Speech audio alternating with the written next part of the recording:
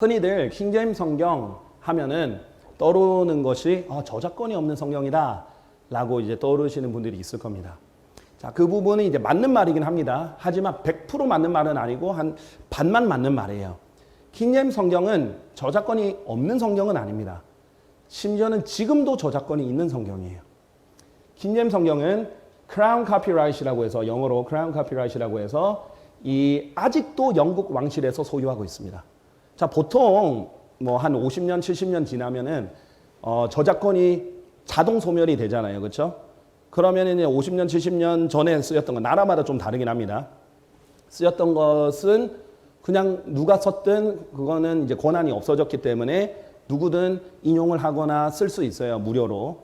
그런데 왜 1611년 한 400년도 훨씬 더 전에 쓰여졌던 킹제임스 성경은 아직도 저작권이 크라운 카피라이트라고 해서 왕실에 있는가? 왕실이 이것은 우리가 계속 유지하겠다라고 결정한 거예요. 그래서 왕실이 아직도 영국에선 크라운 카피라이트를 소유하고 있어요. 그리고 이 크라운 카피라이트를 누구에게 줬느냐? 펜트티라고 해서 그 저작권을 위임한 단체에게 줬는데 원래 처음에는 이제 옥스퍼드, 캠브리지하고 다른 대학들을 줬는데 지금은 이제 주로 캠브리지에게 위탁되어 있는 상태입니다. 그래서 캠브리지를 통해서 단 무료로 허락만 받으면 무료로 누구든지 찍을 수 있게 해주는 거예요. 자, 그런 의미에서 이제 저작권이 없다라는 의미가 좀 맞는 말이고 무료로 찍을 수 있으니까 허락만 맡으면 그리고 영국이 아무리 영국 왕실이 나는 크라운 카피라이트 있어라고 해도 미국에선 소용없어요. 미국은 영국 아래가 아니잖아요. 다른 나라죠. 우리나라도 소용없어요. 영국이 우리에게 영향을 끼칠 수가 없잖아요. 그런 의미에서 우리는 카피라이트를 없는 거예요. 그렇죠? 미국에서는 카피라이트 무시하고 쓸 수 있는 겁니다. 한국에서도 카피라이트 무시하고 쓸 수 있는 거예요. 그런 의미에서 카피라이트가 없다라고 말을 할 수 있겠죠. 하지만 정확한 의미에서는 크라운 카피라이트가 있고 그러니까 크라운 카피라이트의 이 저작권의 중요한 의미는 뭐냐면 수정 권한을 꼭 가지고 있겠다는 거예요. 절대 아무도 함부로 수정하지 못하게 내가 쥐고 있겠다라는 거예요. 너무 하나님께 감사한 게 뭔지 알아요? 이 카피라이트이 없어지면 누구나 킹제임스 성경 텍스트를 가지고 자기가 몇 단어 바꿔서 낼 수 있어요. 그렇죠? 실제로 미국에서는 KJV21 이렇게 해서 21세기 KJV 이런 것도 있고요. KJV 2000 해서 2000년도에는 KJV 업데이트판 자기가 마음대로 해서 낸 것도 있어요. 미국에서는. 왜냐면 허락 안 맡아도 자기들 낼 수 있으니까. 그런데 어떤 단어를 바꿨는지 독자들이 몰라요. 말은 KJV 해놓고. 그렇죠? 그리고 우리가 잘 아는 뉴 킹제임스 성경. 킹제임스 성경 이름을 가지고 뉴라고 붙였죠. 엄청나게 많이 바꿨잖아요. 근데 그렇게 자기들 마음대로 바꿀 수 있어요. 어떤 건 진짜 비슷하게 해가지고 몇 단어 바꿔서 낼 수 있어요. 그러나 독자는 뭐가 바뀐지 모르는 거예요. 그런데 영국이 아직도 그것을 쥐고 있고 캠브리지가 그것을 수호하고 있기 때문에 아무리 미국에서 새로운 게 나와도 딱 기준인 스탠더드 에디션이 영국의 캠브리지에 있는 겁니다. 그래서 수정 권한은 아주 중요합니다. 왜냐하면 이 텍스트를 누구나 아무나 함부로 훼손하면 안 되니까. 자, 그런 의미에서 여러분 중에 이제 궁금해서 저에게 질문하신 분들이 있기 때문에 여러분께 이제 답변을 드리는 건데요. 그런 의미에서 저는 이것이 굉장히 킹제임스 성경의 특징이라고 생각해요. 돈을 추구하지 않는 것. NIV, NASB, ESB, 현대 성경들은 어떻습니까? 다 팔면 팔수록 이윤을 남기죠. 이익이 관련돼 있으니까 거기서 이제 홍보도 하고 또 팔면 이윤을 남기고 이익 때문에 더 사람들이 막 서점에서 더 팔라고 하고 그러면은 이제 인센티브도 떨어지고 그렇게 되는 거예요. 그러나 킹제임스 성경은 이익을 남기지 않았죠. 그런 의미에서 참 대의가 있는 성경이라 생각합니다. 저는 그래서 한국에도 지금까지 한글 킹제임스 성경과 흡력력은 각자 자기 카피라이트를 딱 쥐고 있어서 자기들만 출판했거든요. 그래서 이거를 사고 싶은 사람은 여기서만 사야 되기 때문에 모든 이익이 여기서 다 발생한 거예요. 그래서 막 건물들도 세우고 그렇게 했잖아요. 근데 그것은 일반 사람들이 봤을 때 저 사람 이익을 위해서 저러는 거 아니야 라고 자꾸 의구심이 들게 만들고 순수성도 떨어져요. 왜냐면 이 이권 때문에 자꾸 자기들 공략 막 싸우려고 하는 거예요. 객관적으로 하나님 말씀이 이제 더 좋아지면은 이제 정령 가정이구나, 정화 가정이구나 이렇게 여기고 같이 그리스도인으로서 기뻐할 수 있는 것을 우리 단체의 이권이 지금 침해를 당하네, 안 돼 하고 공격적으로 변할 수 있는 겁니다. 자, 그래서 저는 그렇게 변하고 싶지 않아요. 저는 저 스스로에게 그것도 하나님께 양심적으로 이렇게 선언하고 싶어요. 그래서 저희 이제 지금 3판 작업 잘 준비하고 있죠. 여러분은 잘 알고 이미 알고 계시는 분들이 있는데 이번에 정말 많은 분들이 정말 저는 이제 감격했어요. 표준 킹제임스 성경을 구입을 하신 분들은 정말 단어 한 단어 소중히 여기시는 분들이구나 라는 느꼈는데 그분들이 성경을 읽으면서 질문도 하시고 문의도 하시고 또 좋다는 피드백도 주시고 또 어떻게 보면 이제 오탈자가 있을 수 있잖아요. 최초로 이제 공개가 된 거니까 오탈자가 있으면 또 알려주시고 또 뭐 누락이 있으면 알려주시고 그래서 감사합니다 이렇게 하고 보통 그런 분들은 겸손해서 내가 발견했어요 라고 알리는 게 아니라 저에게 개인적으로 알려줍니다. 우리가 이메일 창구가 있잖아요. 너무 감사해요. 갑자기 수백 명이 넘는 그런 교열자를 이렇게 얻은 것 같아요.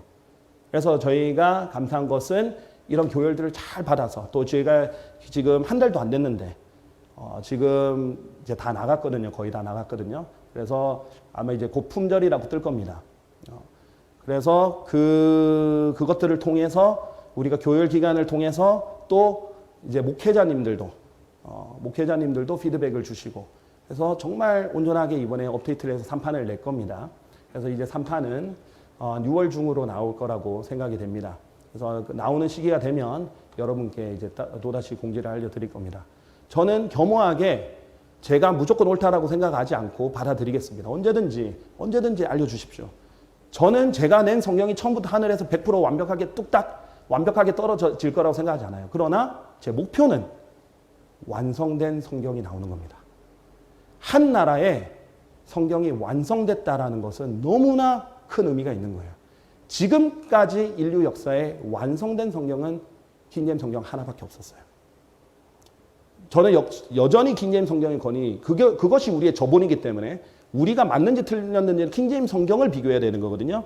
그건 인정하지만 모국어로서 표준으로서 정착되고 완성이 될 수 있는 것은 성구사전을 통해서 모두가 볼 수 있는 성구사전을 통해서 그렇게 될 수 있다고 생각을 합니다. 그래서 객관적이게 누구나 다 알 수 있게 그렇게 해서 더 이상 혼란 없이 종지부를 찍을 수 있는 것이 제 사명이라고 생각합니다. 그것이 제 목표고요.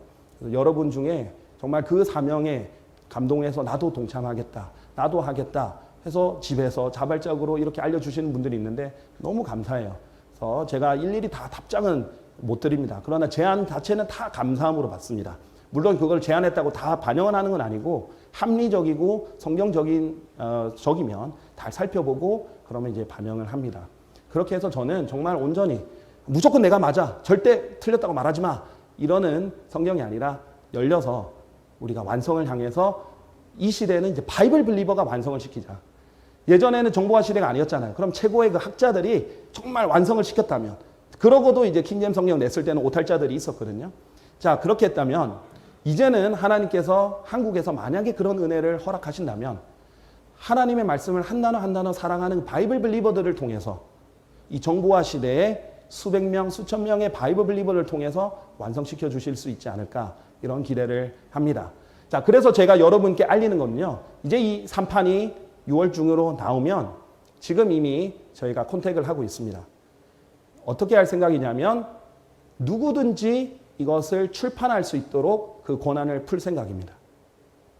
절대 돈을 받지 않고 0%로 인센티브나 로열티 없이 무료로 찍을 수 있도록 어떤 사람도 다 출간을 할 수 있도록 오픈을 할 생각입니다.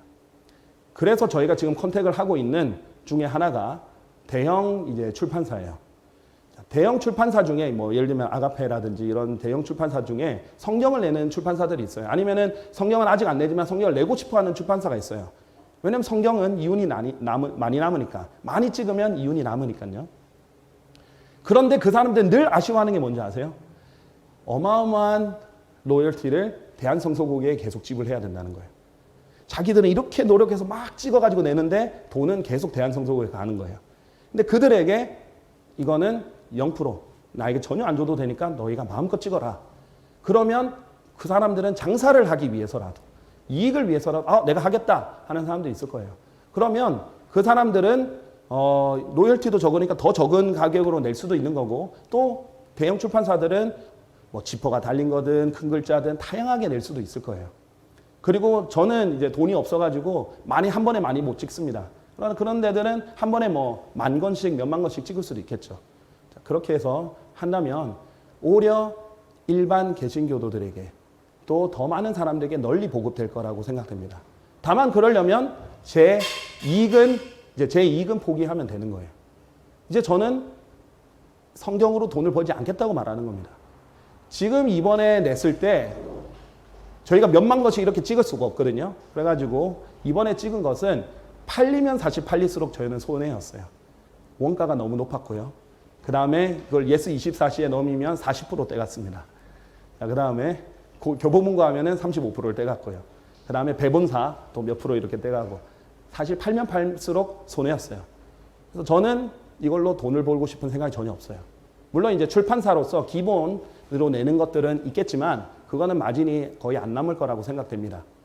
그래서 저는 더 많은 사람들이 이것을 더 쉽게 또 보급이 될 수 있도록 하면 좋겠고 그것이 제 이익과 관련되지 않기 때문에 제가 얼마든지 누군가 얘기하면 더 수용하기 쉬운 그런 형태가 되었으면 좋겠어요.